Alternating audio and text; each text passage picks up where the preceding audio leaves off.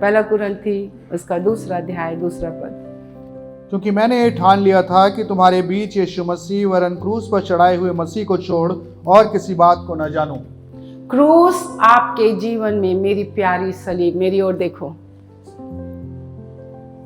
नए नियम में जो सेवक होते हैं, पौलुस कुरिन्थी की कलीसिया को, यहाँ बहुत सारी बातें थी, वहाँ पे लिखा है कलीसिया में फूट है ना। आज हम कहते हैं, कोई कहता है मैं इस स्तिफनुस का हूँ, कोई कहता है अरे ये क्या कर रहे हो तुम लोग,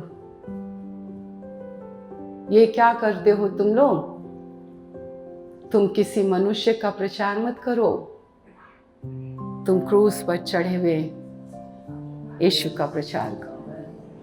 तो यहाँ पर पौलुस ने कुरिन्थी की कलीसिया को सिखाया, ऐसे फूट मत डालो, ऐसे दलबंदी मत करो, ऐसे मत करो, ऐसे मत करो। आपको सिर्फ अपने जीवन में क्रूस को महत्व देना चाहिए। आपको जब भी हो, आपको क्रूस का आपको प्रचार करना चाहिए। अच्छा, इस वचन को ये लिखा है कि आज के युग में लोगों को भारी समझ की कमी है कि यीशु क्यों मरा। आपको पता है यीशु क्यों मरा, किसके लिए मरा? सामूहिक मरा कि व्यक्तिगत मरा? वो व्यक्तिगत प्रभु है कि सामूहिक प्रभु है? जब एक व्यक्ति से एक व्यक्ति, ये वॉल कैसे खड़े हुए, ये नीचे कौन है? नीचे दिखाई देता है क्या? ये कलीसिया कैसे बनी है? ईंट निकलती है जुड़ती है, ईंट निकलती है जुड़ती है, परंतु न्यू नहीं निकलता। तभी बहुत पहले प्रभु ने कहा, अगर न्यू ही ढा दी जाए तो तुम, अगर भविष्यवक्ता प्रेरित भेजा हुआ तुम्हारी जिंदगी से चला जाए तो फिर क्या है? मान और सम्मान और आदर और इज्जत के योग्य तू ही है।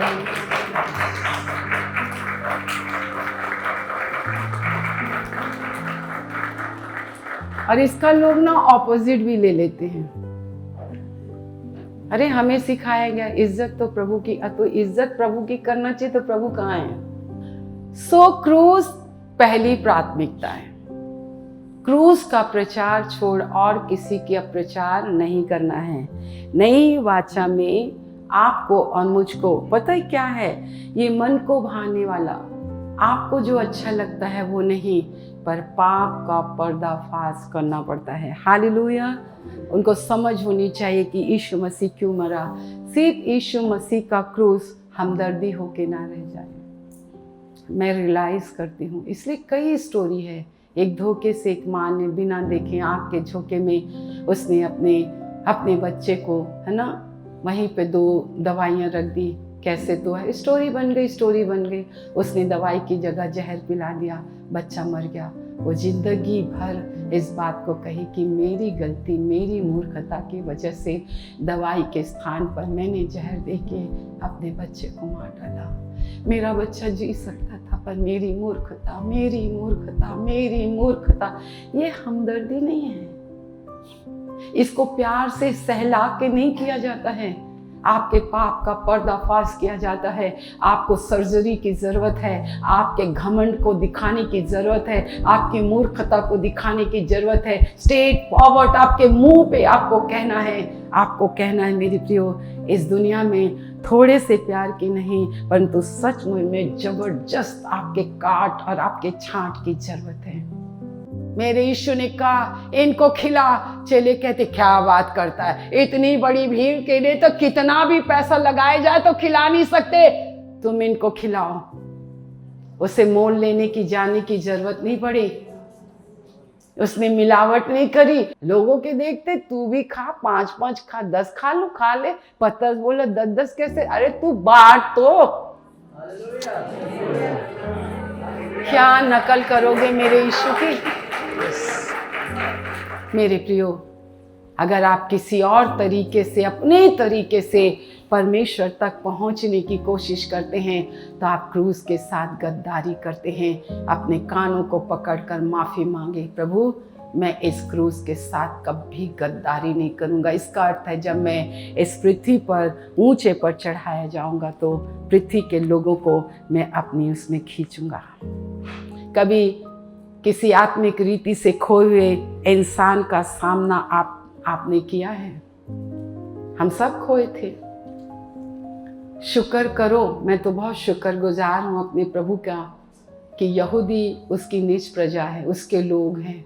जब उन्होंने सुनना नहीं चाहा, उसको अपनाना नहीं चाहा, उसको ग्रहण नहीं करा, तो उनको जलन देने के लिए प्रभु अन्य जातियों की ओर फिरा, जो इब्राहिम के वंश से याकूब पूरा इस्राएल बना। उसकी नीच प्रजा यहूदी है और हम सब अन्य जाति हैं। पूरी हिस्ट्री आपको बाइबल की मालूम होना चाहिए।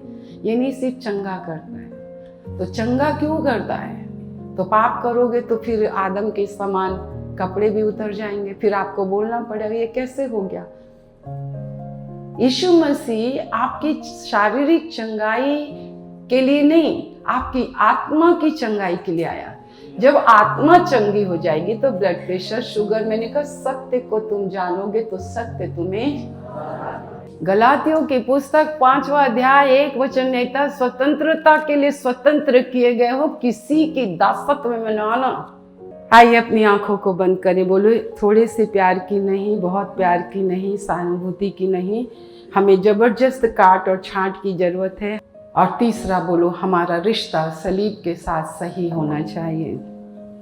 हमारा रिश्ता सलीब के साथ सही होना चाहिए। ठीक है, अब मैंने एक क्वेश्चन पूछा, सलीब के साथ सही रिश्ते का अर्थ क्या है? सलीब के साथ मेरा सही रिश्ता है और वही रिश्ता मैं आपके अंदर उंडेल रही हूँ। मैं आपके साथ हमदर्दी जैसा नहीं, मैं प्यार से बोलती हूँ। आप जैसे फाइनेंस के लिए आते हैं, अच्छा तो बाइबल तो ये कहती है कि अपना पूरा दशवांश मेरे पास लेकर आओ, तो आप देते हो? तो क्यों नहीं देते हो? आप प्रार्थना करते हो, भोर को उठते हो, आप संकट विपत्ति सकीती में आप जी लगाकर उसको ढूंढते हो, आपको बताया जाता है, आपको उंडेला जाता है, फिर आपके साथ बैठा जाता है। हम तो आपके साथ बैठ कर आपको प्रार्थना करना सिखाए। इसीलिए प्रेरितों के साथ बैठना है। जो लोग प्रेरितों के साथ बैठे ना, उनकी प्रार्थना अलग है।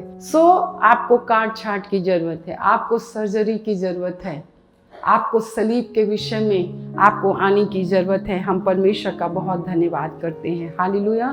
तो यहाँ पर हम क्या बुराई फैलाने वाले हैं कि बुराई को हटाने वाले हैं? हम नहीं हटा सकते, परंतु प्रभु आपसे प्यार करता है। प्रभु आपको नरक से बचाना चाहता है।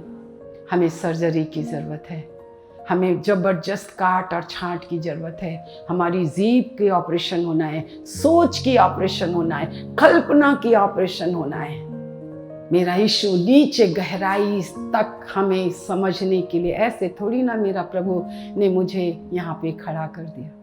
उसने मेरे से बोला धन संपत्ति बढ़े ना तो तू मन मत लगाना। मैं तो सोचती थी 500 1000 के नोट के बारे में बोल रहा है, ये सब बोले नहीं, ये तो है ही है।